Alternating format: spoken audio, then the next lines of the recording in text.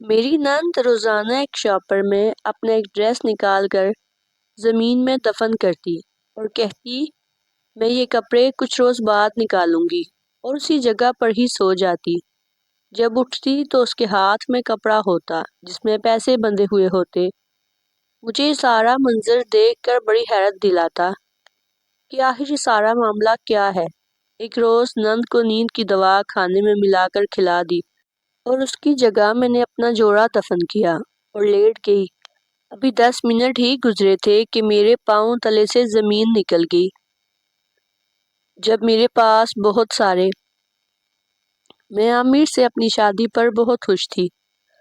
عامر کی دادی اور میری دادی دونوں سگی بہنیں تھیں، اور یوں ہمارا رشتہ ہم دونوں کی دادیوں کی مانند ہی طے پایا، جس پر نہ تو عامر کے اماں ابا نے کوئی اعتراض کیا اور نہ ہی میرے ابا نے۔ اماں میری پیدائش کے وقت ہی اللہ کو پیاری ہو گئی، تو مجھے اور فرحان بھیا کو دادی نے ہی ماں بن کر پالا تھا۔ اس لیے دادی کے کسی فیصلے سے انکار کی جرت ابا میں نہیں تھی، سوائے دوسری شادی کے۔ دادی نے بہت زور لگایا کہ ابا دوسری شادی کر لیں، لیکن ابا کو نہ ماننا تھا نہ مانے۔ دادی کے 2 بیٹے تھے، بڑے تایا جی جو میری پیدائش سے قبل ہی جرمنی چلے گئے تھے اور وہیں گوری سے شادی کر کے آباد ہو گئے، اور پیچھے مڑ کر دادی کی خبر بھی نہ لی۔ دادی کا دل زیادہ پریشان ہوتا تو کبھی کبھار موبائل پر ابا سے تایا جی کا نمبر ملوا کر خیر خیریت کا پتہ کر لیتی۔ فرحان بھیا کی شادی ہماری خالہ زاد سے ہوئی تھی۔ یوں دادی نے اپنے رشتہ داروں میں ہمیں نمٹا کر سکھ کا وہ لمبا سانس لیا کہ اللہ کو پیاری ہو گئی۔ میں اپنے گھر خوش تھی۔ عامر کی 2 بہنیں تھیں اور وہ خود ایک اکلوتا بھائی۔ میری ساس ایک اچھی عورت تھی۔ انہوں نے پہلے دن سے ہی اس گھر میں میری حیثیت گھر کی مالکن کے طور پر متعین کر دی تھی۔ میں خوش تھی اور دادی کی شکر گزار بھی، جنہوں نے میرے لیے عامر جیسا ہوبرو نوجوان پسند کیا تھا۔ میری بڑی نند کی شادی خاندان سے باہر ہوئی تھی اور وہ اپنے شوہر اور 2 بچوں کے ساتھ انگلینڈ شفٹ ہو گئی تھی۔ کبھی سالوں بعد پاکستان کا چکر لگاتی، جہاں ہم انہیں ہاتھوں ہاتھ لیتے، وہیں وہ بھی ہمیں اپنی سر آنکھوں پر بٹھاتے۔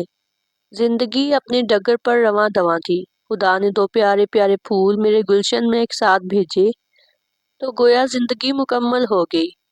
میرے بن کہے ہی میری چھوٹی نند نے خود بھتیجی رانیہ کی ذمہ داری لے لی اور میں احمر کے سارے کام کرتے دن گزار دیتی۔ دادی ساس کے سارے کام میں نے پہلے دن سے ہی اپنے ذمے لیے تھے، لیکن ان کی اچانک موت نے گھر کے تمام افراد کو ایک دم توڑ کر رکھ دیا تھا۔ عامر تو کتنے ہی دن ستے کی حالت میں رہتے۔ میری ساس گمسم ہو کر رہ گئی اور سارا دن ان کے لیے پڑھتی رہتی اور آنسو بہاتی رہتی۔ میں نے ساس بہو کی ایسی محبت بہت کم ہی دیکھی تھی۔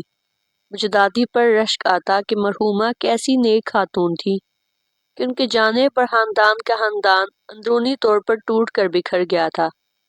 زندگی آہستہ آہستہ اپنے ڈگر پر آنے لگی، لیکن ایک دن کچن میں بچوں کے لیے دودھ ابال رہی تھی جب اچانک مجھے رانیہ کے رونے کی آواز آئی۔ پہلے تو سوچا کہ زینب کے پاس ہے تو چپ کروا لے گی، لیکن جب مسلسل رونے کی آواز آتی رہی تو میں نے دودھ کے نیچے سے چولہا آہستہ کر کے زینب کے کمرے کی طرف گئی۔ دیکھا تو بچی بیڈ سے نیچے گری ہے اور زینب کہیں بھی آس پاس نہیں ہے۔ میں نے جلدی سے رانیہ کو اٹھایا اور اس کا ماتھا سہلانے لگی، جہاں گرنے سے بڑا سا گھومر بن چکا تھا۔ واش روم میں دیکھا تو زینب وہاں بھی نہیں تھی۔ رانیہ کو اٹھائے ساس امی کے کمرے کی طرف گئی کہ شاید رانیہ کو سلا کر زینب ان کے کمرے میں ہو، لیکن وہ تو خود سو رہی تھی۔ زینب وہاں بھی نہیں تھی۔ زینب اس وقت کہاں جا سکتی تھی؟ اگر وہ کہیں باہر جاتی تو بتا کر جاتی۔ اتنی غیر ذمہ دار تو وہ کبھی بھی نہیں تھی۔ پہلے سوچا کہ امی کو اٹھا کر ان سے پوچھوں، لیکن پھر ان کی نیند حرام ہونے کے ڈر سے انہیں جگانا مناسب نہیں سمجھا اور رانیہ کو لیے کچن میں چلی آئی۔ دودھ کے نیچے سے چولہا بند ہی کیا تھا کہ مجھے کھٹکنے کی آواز محسوس ہوئی۔ مڑ کر دیکھا تو کچن کے دروازے پر زینب کھڑی تھی۔ زینب کو سامنے دیکھ کر نہ جانے میں نے کیوں سکون کی سانس لی۔ اس سے کچھ بھی نہ پوچھنے کا ارادہ کر کے میں نے رانیہ کو اس کی طرف بڑھا دیا۔ وہ پہلے ہی دونوں بازو پھیلائے رانیہ کو لینے کو تیار کھڑی تھی۔ مجھے اس کی نظروں میں ایک عجیب سی پرسراریت نظر آئی تھی۔ یوں لگا جیسے وہ حواس باختہ ہو یا مجھ سے کچھ چھپانے کی کوشش میں مصروف ہو۔ میں نے اس کو پرسوچ نظروں سے ٹٹولا اور سر جھٹک کے اپنے کام میں مصروف ہو گئی۔ میں نے دل میں ارادہ کر لیا تھا کہ جب بھی فارغ ہوئی یا زینب اکیلی ہوئی تو اس الجھن کو ضرور سلجھاؤں گی۔ ایک عجیب سی وحشت میرے جسم و جاں پر حاوی ہو گئی۔ میں اس بات کو جتنا جھٹکنا چاہ رہی تھی یہ بات اتنی ہی میرے دماغ سے چپکتی جا رہی تھی۔ رات کے کھانے پر عامر نے میری کھوئی کھوئی طبیعت کو محسوس کیا۔ امی بھی ٹوکے بنا رہ نہ سکیں۔ میں نے زینب کی طرف دیکھا تو وہ پہلے ہی میری طرف دیکھ رہی تھی۔ جانے کیوں مجھے اس کی آنکھوں میں منت سماجت کا عکس نظر آیا تھا۔ میں نے سر درد کا کہہ کر عامر اور امی دونوں کو ٹال دیا، لیکن جب رات عامر کے ابا جی کو کھانا دینے گئی تو انہوں نے مجھے اپنے پاس بٹھا کر میری پریشانی کا سبب پوچھا۔ نہ جانے کیوں مجھے لگا جیسے وہ اس سارے معاملے سے کسی حد تک واقف ہوں۔ وہ ابا جی پر میری زبان تعلق کے ساتھ چپک کر رہ گئی کہ اگر ابا جی کو کچھ پتہ نہ ہو تو پھر میں کیا کروں گی؟ پھرنی؟ واہ، اگر بنائی ہے تو ضرور کھاؤں گا۔ ابا جی اپنی سمجھ کا نتیجہ نکال کر بولے تو میں نے ایک بار پھر چپ رہنے کا فیصلہ کر لیا اور اس بات کا ارادہ کر لیا کہ جب تک زینب خود نہیں چاہے گی تو میں اس موضوع پر گھر کے کسی فرد سے کوئی بات نہیں کروں گی۔ اگر وہ کسی کو بتانا مناسب نہیں سمجھ رہی تو میں نے بھی کریدنا مناسب نہ سمجھا اور اپنی روٹین کی زندگی میں مصروف ہو گئی۔ میں نے ایک دو مرتبہ اپنی ساس سے زینب کی شادی کی بات کرنے کی کوشش کی، لیکن یہ بھی سود ثابت ہوئی کیونکہ باقول ان کے ابھی اس کی شادی کی عمر ہی نہیں ہوئی، اور خدا جھوٹ نہ بلوائے تو میں تو سکھی ہی تھی۔ ایک تو وہ دن رات رانیہ کو سنبھالتی، دوسرے گھر کے ڈھیروں کام بن کہے کر دیتی تھی۔ ہم دونوں میں روایتی نند بھابی جیسی نہیں تھی۔ اگر اس نے کبھی میرے کاموں میں مداخلت نہیں کی تھی تو میرا بھی فرض تھا کہ اپنے کام سے کام رکھتی اور اس سے کسی قسم کا کوئی ذہنی دباؤ نہ دیتی، لیکن ہونی تو ہو کر رہتی ہے نا۔ وہ بھی ایک عام دن تھا۔ میں رانیہ اور احمر کے کپڑے دھو کر تار پر پھیلا رہی تھی جب زینب گیٹ سے داخل ہوئی۔ اس کے ہاتھ میں ایک شاپر تھا اور وہ بہت تیزی سے اپنے کمرے کی طرف گئی تھی۔ زینب کہاں تھی اور کیوں؟ مجھے تو اس کے گھر سے باہر جانے کا پتہ نہیں تھا اور نہ ہی یہ معلوم تھا کہ وہ کہاں گئی تھی اور کیوں گئی تھی۔ میرا دھیان رانیہ کی طرف گیا تو میرے منہ سے بے اختیار نکلا، وہ میرے خدایا، کیا بچی اتنی دیر تک کمرے میں اکیلی رہی تھی؟ اگر وہ گر جاتی یا اسے کوئی چوٹ لگ جاتی تو؟ میں فوراً زینب کے کمرے کی طرف بھاگی تھی۔ جیسے ہی دروازے پر دباؤ ڈالا محسوس ہوا کہ دروازہ اندر سے بند ہے۔ میں نے دروازے پر ہلکی سی دستک دی اور نہایت ہی مدھم آواز میں زینب کو پکارا، لیکن نہ تو کمرے میں کوئی کھٹکا محسوس ہوا اور نہ ہی دروازہ کھلا، اور اس وقت تو میری جان ہی نکل گئی جب کسی نے پیچھے سے میرے کندھے پر ہاتھ رکھا تھا۔ کون؟ میں نے پیچھے مڑ کر دیکھا تو میرے پیچھے زینب کھڑی تھی۔ تم یہاں ہو تو کمرے میں کون ہے؟ میں منمنائی تھی۔ زینب نے حیرت بھری نظروں سے میری طرف دیکھا جیسے کچھ بھی سمجھنے سے قاصر ہو۔ کیا ہوا بھابی، اب ٹھیک تو ہیں؟ اور آپ اتنا گھبرائی ہوئی کیوں ہیں؟ اس نے ایک ہی سانس میں ڈھیروں سوالات پوچھ ڈالے اور حیرت بھری نظروں سے بس اسے دیکھے جا رہی تھی۔ وہ کمرے میں کون ہے؟ میں بس اتنا ہی بول پائی۔ وہ میری حالت سے پریشان ہو گئی تھی، مجھے لے کر میرے کمرے کی طرف چلی گئی۔ آپ یہاں بیٹھیں، میں آپ کے لیے پانی لاتی ہوں۔ وہ گلاس میں پانی ڈال کر لے آئی۔ میں نے اس سے گلاس چھیننے کے انداز میں پکڑا اور ایک ہی سانس میں گٹا گٹ سارا گلاس چڑھا دیا۔ اس نے خالی گلاس میرے ہاتھ سے پکڑ کر سائڈ ٹیبل پر رکھا اور میری کمر سہلانے لگی۔ آپ ٹھیک ہے نا؟ اس نے پریشان نظروں سے میری طرف دیکھا تو میں نے بے اختیار نظریں جھکا لی۔ وہ رانیہ، میرے منہ سے رانیہ کا نام نکلا تو اس نے سکون بھری سانس لی۔ رانیہ امی کے کمرے میں ہے۔ بھابھی میں اپنے کپڑے لینے گئی تھی درزن سے، تو سوئی ہوئی رانیہ کو امی کے پاس ڈال گئی کہ کہیں اٹھ کر روتی نہ رہے۔ میں امی کو بتا کر گئی تھی، آپ بھی سارا دن گرمی میں لگی رہتی ہیں نا، بس دھوپ کا اثر ہو گیا آپ کے دماغ پر۔ اب بندہ پوچھے کہ 2-2:30 بجے کپڑے دھو کر تار پر پھیلانے کی کیا دکھ؟ بھائی بندہ صبح دھو لے عصر کے بعد، لیکن ہماری بھابھی کو چین کب پڑتا ہے جب تک سارے کام ختم نہ ہو جائیں۔ زینب نے شکوہ کن نظروں سے میری طرف دیکھا تو مجھے بے اختیار اس پر بہت پیار آیا، اور اس محبت کے خیال میں یہ تک یاد نہ آیا کہ امی نے اسے اتنی دوپہر میں درزن کی طرف جانے کی اجازت کیسے دے دی، کیونکہ گرمیوں میں دن 11 سے 3 بجے تک اشد ضرورت کے علاوہ وہ کہیں جانے سے سخت منع کرتی تھی۔ اچھا چھوڑو، یہ بتاؤ کپڑے مل گئے ہیں؟ میں نے پوچھا تو اس نے اس بات پہ سر ہلا دیا۔ عامر کے آنے کا وقت تھا اور مجھے ابھی روٹی بھی بنانی تھی۔ میں روتی رانیہ کو کمرے میں لے کر داخل ہوئی تو زینب نے جلدی سے آگے بڑھ کر رانیہ کو اٹھا لیا اور پھر امی کو میری طبیعت کے متعلق بتانے لگی، تو امی نے مجھے روٹیاں بنانے سے منع کر دیا۔ زینب سے رانیہ کا فیڈر بنوا کر رانیہ کو خود دینے لگی اور زینب کو روٹیاں بنانے پر لگا دیا۔ مجھے بے اختیار اپنی نند اور ساس پر ڈھیروں پیار آیا تھا۔ وہ کتنی اچھی تھی، اور میں خواہ مخواہ زینب کے متعلق الٹ پلٹ سوچ رہی تھی۔ میں نے زینب سے معذرت کرنے کا سوچا اور سوچا کہ رات میں جب عامر سو جائیں گے تو زینب سے بات کروں گی اور ذہن میں پلنے والے ان حالات کو نہ صرف زینب سے شیئر کروں گی بلکہ اس سے معذرت بھی کروں گی، اور اگر اسے ایسا کوئی مسئلہ درپیش بھی ہوا تو اس کے ساتھ مل کر اسے حل کرنے کی کوشش بھی کروں گی۔ رات عامر کے سونے کے بعد میں نے احمر کو اس کے جھولے میں ڈالا اور خود زینب کے کمرے کی طرف بڑھ گئی۔ دروازے پر دستک دینے ہی لگی تھی کہ اندر سے ہلکی ہلکی سرگوشیوں کی آوازیں آنے لگی۔ میرا دل زور زور سے دھڑکنے لگا تھا۔ دماغ یہ سب ماننے سے انکاری ہو گیا تھا کہ اندر زینب کے ساتھ رات کے اس پہر کوئی اور بھی ہو سکتا ہے۔ خیر میں نے دل کو مضبوط کیا اور دل کڑا کر کے دروازے پر دستک دے ڈالی۔ متعدد بار دروازے پر دستک دینے کے باوجود دروازہ نہ کھلا تو میرا دل گھبرا گیا۔ پہلے سوچا عامر کو بلا کر لاتی ہوں، لیکن پھر دماغ میں اس رائے کو ایک دم مسترد کر دیا کہ اگر سچ میں اندر کوئی ہوا تو عامر تو بہن کو غیرت کے نام پر قتل کر دیں گے، اور یہ بھی ہو سکتا ہے کہ زینب اپنا سارا قصور میرے کھاتے میں ڈال دے۔ ذہن کی اسکرین پر ڈھیروں کہانیاں گھومنے لگی تھی۔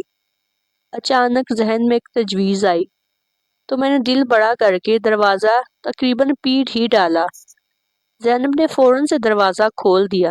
میں نے کمرے میں داخل ہو کر جاگتی رانیہ پر نظر ڈالی جو کھیل رہی تھی، جبکہ بیڈ پہ زینب کا موبائل پڑا تھا جس کے یوٹیوب پر کوئی ڈرامہ چل رہا تھا۔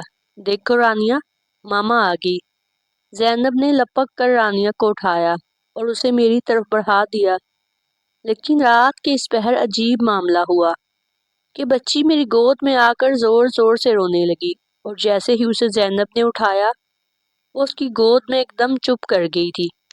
شاید ماں کی طرح ہی اسے زینب کی گود کی بھی پہچان ہو چکی تھی، کیونکہ سارا دن وہ اس کی گود میں ہی رہتی تھی اور رات کو سوتی میرے پاس تھی۔ البتہ اگر زینب کو کہیں جانا ہوتا تو وہ رانیہ کو میری بجائے امی کو دے جایا کرتی تھی۔ خیر رہتا تو احمر بھی سارا دن زینب کے پاس ہی تھا۔ یہ الگ بات تھی کہ زینب مستقبل میں اس پر حق زیادہ جتانے لگی تھی۔ میں نے ایک نظر رانیہ کی طرف دیکھا جو زینب کی گود میں پرسکون ہو گئی تھی، اور پھر سارے کمرے حیرت بھری نظروں سے دیکھنے کے ساتھ ساتھ زینب کو بھی دیکھا۔ یہ الگ بات ہے کہ وہ رانیہ کے ساتھ لاڈ پیار کرنے میں گم تھی۔ مجھے پردے کے پیچھے سایہ سا محسوس ہوا۔ نہ جانے کیوں میں اس وقت ایک دم بہادر سی ہو گئی تھی۔ قبل اس کے کہ زینب کی نظر مجھ پر پڑتی میں نے ایک دم آگے بڑھ کر پردے اکٹھے کر کے کھڑکی کے دونوں طرف کھول دیے۔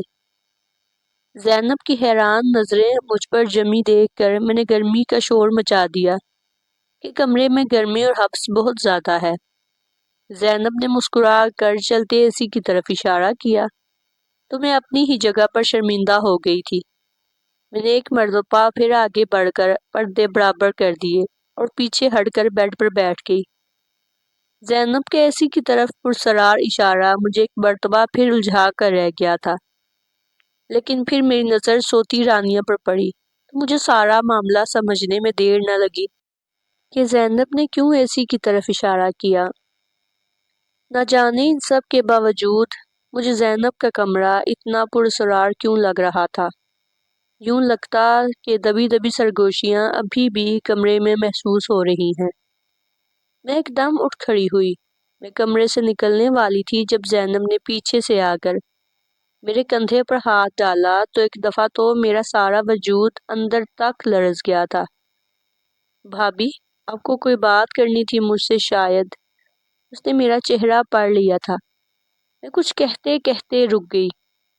میں نے خاموش نظروں سے زینب کو دیکھا اور زینب نے مجھے دیکھا، لیکن میں نے دل میں ٹھان لیا تھا کہ میں اس معاملے کا سراغ ضرور لگاؤں گی۔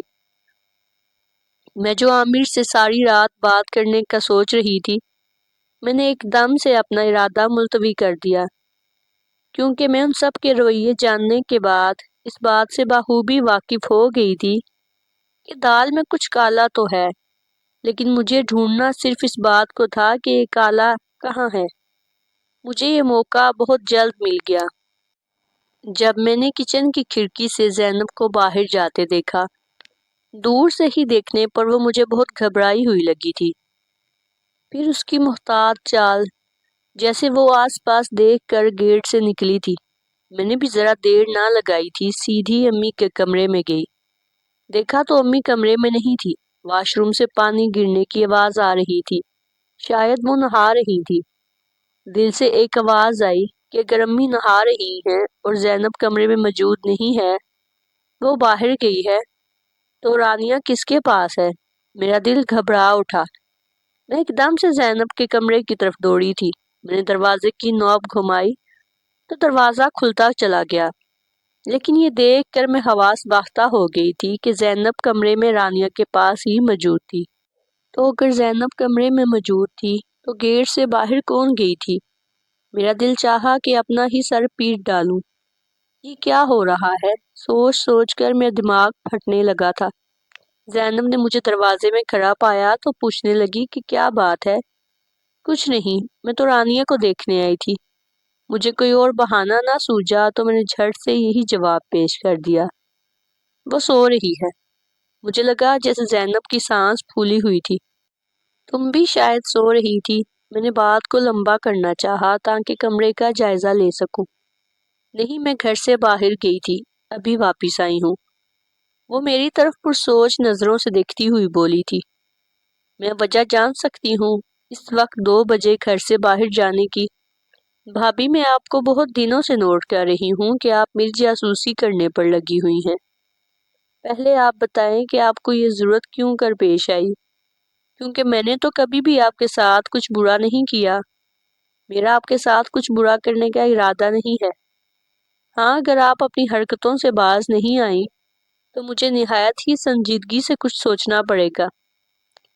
اگر آپ کا یہ خیال ہے کہ آپ بھائی سے ایسا ویسا کچھ کہیں گی تو یہ آپ کی خواب خیالی ہے، کیونکہ بھائی بہت پہلے سے ہی سارے قصے سے متعلق جانتے ہیں، اور ان سے ایسا کچھ بھی کہہ کر آپ نہ صرف اپنا وقت ضائع کریں گی، بلکہ یہ جو اتنی محبت اور عزت آپ کی اس گھر کے مکینوں کے دلوں میں ہے، یہ سب 2 کوڑی کی ہو جائے گی۔ گویا اتنی لمبی تشریح کا مطلب تھا صاف انکار۔ میں چپ چاپ اپنے کمرے کی طرف لوٹ آئی اور آئندہ پیش رفت سے متعلق سوچنے لگی۔ رات سب روٹین کے مطابق کھانے پر موجود تھے۔ نہ جانے مجھے ایک دم کیا ہوا کہ میں نے زینب کی شادی کا قصہ چھیڑ دیا۔ مجھے یوں محسوس ہوا کہ زینب کی شادی کی بات سن کر جیسے سب کو سانپ سونگھ گیا تھا۔ مجھے جہاں سب کے رویوں نے حیرت زدہ کیا تھا، وہاں میرے لیے یہ بات زیادہ پریشان کن تھی کہ سب سے پہلے امی بولی تھی اور ان کا جملہ کہ نہیں، یہ ناممکن ہے، کوئی ماں ایسا کیسے سوچ سکتی ہے۔ میں بس اس بات پر اٹک گئی تھی، لیکن یہ کیوں ممکن نہیں؟ کوئی وجہ تو ہوگی نا۔ اس ناممکن کے پیچھے میں نے کھانے کے بعد عامر کو کمرے میں داخل ہوتے دیکھا تو بولے بنا رہ نہ سکی۔ عامر نے حیران نظروں سے میری طرف دیکھا۔ تمہیں اماں کی بات سمجھ نہیں آئی جو دوبارہ اس موضوع کو لے کر بیٹھ گئی ہو؟ وہ سب ٹھیک ہے، لیکن آپ تو بھائی ہیں نا، اپنی بہن سے متعلق سوچیں، اس کے مستقبل کا سوچیں۔ وہ جوان ہے، خوبصورت ہے، ابھی تو اچھے رشتوں کی لائن لگی ہے، لیکن کچھ عرصے بعد کوئی مڑ کر دیکھے گا بھی نہیں۔ کیا اس کا حق نہیں ہے زندگی پر، خوشیوں پر؟ میں نے سوالیہ نظروں سے عامر کی طرف دیکھا تو ان کی پرسوچ نگاہیں مجھ پر ہی جمی تھی۔ دیکھو، جب امی نے ہی کہہ دیا تو بس نہیں، اب اس کے بعد بحث کی کوئی گنجائش نہیں نکلتی، اور آج کے بعد تم اس موضوع پر کوئی بات نہیں کرو گی۔ زینب کے حق میں کیا بہتر ہے، وہ امی اور ابو سب بہتر جانتے ہیں، اسی لیے تم اپنے دماغ کو مت کھپاؤ۔ عامر کی دو ٹوک بات نے وقتی طور پر میری زبان تو بند کر دی، لیکن میں بھی اپنے ارادوں میں اٹل تھی، اس لیے میں نے بھی پیچھے نہ ہٹنے کا فیصلہ کر لیا تھا۔ وہ بھی ایک عام دن تھا، امی کی طبیعت کچھ ٹھیک نہیں تھی۔ میں نے انہیں کمرے میں ہی ناشتہ دیا اور کچن صاف کر کے احمر کو نہلانے لگی۔ اچانک مجھے سیڑھیاں چڑھنے کی آواز آئی۔ میں نے جلدی جلدی احمر کو کپڑے پہنائے، اسے امی کے پاس لٹا کر سیڑھیوں کی طرف بڑھی، لیکن وہاں پر جا کر جو میں نے دیکھا اس نے میری سٹی گم کر دی تھی، کیونکہ اس وقت زینب کے پاس پیسوں کا بڑا شاپر تھا۔ اس نے بہت محتاط نظروں سے آس پاس دیکھا تھا اور سیڑھیوں کی طرف بڑھنے لگی۔ میں جو چھپ کر اس کی طرف دیکھ رہی تھی، جلدی سے سیڑھیاں اتر کر اپنے کمرے میں چلی گئی اور واش روم میں گھس گئی، کیونکہ میری چھٹی حس کہہ رہی تھی کہ زینب اسی طرف آئے گی۔ کچھ سیکنڈ ہی گزرے ہوں گے جب مجھے اپنے کمرے کا دروازہ کھولنے کی آواز آئی اور پھر دروازہ بند ہو گیا۔ میں نے سکون کا سانس لیا اور واش روم سے باہر نکل آئی۔ اب میں نے بھی زینب کا جائزہ لینا شروع کر دیا تھا، اس کی حرکات پر نظر رکھنا شروع کر دی۔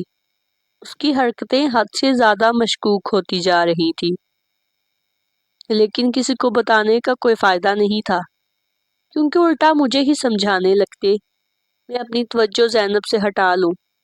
پچھلے 20 دنوں سے یہ دیکھ کر میرے ہوش اڑ گئے تھے کہ زینب شاپر میں اپنے کپڑے ڈالتی اور گھر کے بنے پچھلے صحن میں جہاں سبزیاں اور پودے لگائے گئے تھے وہاں زمین میں دفن کراتی، اور دفن کرنے کے بعد وہاں کھڑی ہو کر خود ہی باتیں کرتی رہی۔ واحد بات جو میرے کانوں میں پڑتی وہ یہ تھی کہ میں یہ کپڑے کچھ دنوں بعد نکالوں گی، اور اکثر تو وہیں سو جاتی، اور جب اٹھتی تو اس کے ہاتھ میں کپڑا ہوتا جس میں پیسے بندھے ہوتے۔ مجھے یہ سارا منظر دیکھ کر بڑی حیرت ہوتی کہ یہ سارا معاملہ ہے۔ ایک روز مجھے یہ سارا معاملہ جاننے کی ایک ترکیب سوجھی۔ میں نے زینب کو نیند کی دوا کھانے میں ملا کر کھلا دی، اور اس کی جگہ میں نے اپنا جوڑا دفن کیا اور لیٹ گئی۔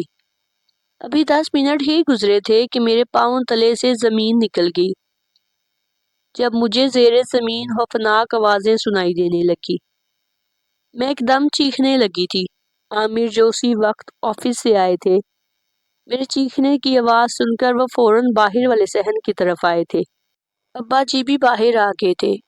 انہوں نے میری طرف پانی کا گلاس بڑھایا تو میں نے ایک ہی سانس میں سارا پانی پی لیا۔ انہوں نے شفقت سے اپنا ہاتھ میرے سر پر رکھا اور چیخنے کی وجہ پوچھی۔ جب میں نے سارا معاملہ ان کے گوش گزار کر دیا تو انہوں نے عامر کی طرف دیکھا اور بے اختیار بولے، میرا خیال ہے بیٹا اب اسے ساری بات بتاتی جائے۔ میں نے باری باری دونوں کی طرف دیکھا۔ کیسی بات؟ میں چونکی تھی۔ پہلے تم یہ کپڑا کھولو، انہوں نے کپڑے کی گٹری کی طرف اشارہ کیا تو میں نے وہ کپڑا کھول دیا، لیکن جو ہی وہ کپڑا کھولا میرے پاؤں کے نیچے سے زمین نکل گئی تھی، کیونکہ اس کپڑے میں ڈھیروں پیسے تھے۔ لیکن جب میں نے انہیں چھوا تو وہ تمام پیسے چھوٹے چھوٹے ٹکڑوں میں تبدیل ہو گئے۔ میں نے عامر کی طرف دیکھا تو زینب عامر کے پیچھے کھڑی مجھے ہونہار نظروں سے دیکھ رہی تھی۔ میں نے عامر کا ہاتھ مضبوطی سے تھاما اور اٹھ کھڑی ہوئی۔ میں ایک دم زینب کی نظروں سے اوجھل عامر کے پیچھے کھڑی ہو گئی تھی۔ عامر مجھے سہارا دے کر کمرے میں لے آیا تھا اور ابا جی اور امی کمرے میں آ گئے۔ میں بیڈ پر بیٹھ کر لمبے لمبے سانس لینے لگی۔ مجھے یوں لگ رہا تھا جیسے میرے سارے وجود میں دھواں بھر گیا ہو۔ کمرے کے دروازے پر زینب کو دیکھ کر عامر نے ہاتھ آگے بڑھایا اور اسے تھام کر صوفے تک لے آیا۔ بات یہ ہے کہ زینب ہماری بیٹی نہیں ہے۔ امی نے زینب کے زرد پڑتے چہرے کو دیکھ کر جو بات کی تھی اس سے میرا چہرہ زرد پڑ گیا تھا۔ کیا مطلب؟ مطلب یہ کہ زینب انسان نہیں جن زادی ہے۔ ابا جی کی اس بات سے تو مجھے یوں محسوس ہوا کہ آسمان ٹوٹ کر میرے سر پر آ گرا ہو۔ یہی سچ ہے، تمہارے ابا کام سے واپس آ رہے تھے، انہیں پائپ کے پاس مین ہول کے نزدیک کسی بچے کی رونے کی آواز آئی تھی۔ انہوں نے وہاں ایک بچے کو روتے بلکتے پایا تو اسے اٹھا کر گھر لے آئے۔ امی جی نے ابا کی طرف دیکھ کر لرزتی آواز میں کہا تو ابا جی بولے میں اس بچی کو گھر لایا اور عامر کی ماں کی گود میں ڈال دیا اور اس نے بغیر کسی چون چرا کے ماں بن کر پالا۔ ابھی وہ سال کی تھی۔ پھر آئے دن ہم دونوں زینب کی عجیب و غریب حرکتیں دیکھتے اور سوچتے کہ یقیناً یہ غیر معمولی لڑکی ہے۔ اصل بات اس دن کھلی جب زینب کی ماں اس سے ملنے آئی تو اس نے بتایا اس نے دشمن کی سازش کو ناکام بنانے کے لیے اپنی بچی کو حالات کے رحم و کرم پر ڈال دیا تھا۔ اس نے ہمیں بتایا کہ وہ انسان نہیں بلکہ انسان کے روپ میں جن زادی ہے۔ میں نے زینب کی طرف دیکھا تو وہ میری طرف ہی دیکھ رہی تھی۔ مجھے اپنی جگہ شرمندگی تو تھی، اب تو زینب سے ڈر بھی لگ رہا تھا، اور وہ پیسے۔ میرا دھیان گھڑے میں دبائے جانے والے شاپر کی طرف گیا، وہ بھی زینب کی ماں کی طرف سے بلا واسطہ امداد ہے۔ زینب کی جانتی ہو، زینب ان پیسوں سے محلے کے غریب اور مخلص بچوں کا خرچہ اٹھا کر انہیں سکول بھیجتی ہے۔ امی جی کی بتائی باتوں سے میرے دل میں زینب کے لیے پلتے جذبات ایک دم سے ہمدردی اور محبت کا رنگ بھرا تھا۔ میں نے زینب کی طرف دیکھا جو سر جھکائے آنسو بہانے میں مصروف تھی۔ میں اٹھی اور اٹھ کر زینب کے سامنے اپنے ہاتھ جوڑ دیے۔ زینب نے مجھے معاف کر دیا اور آگے بڑھ کر گلے لگا لیا۔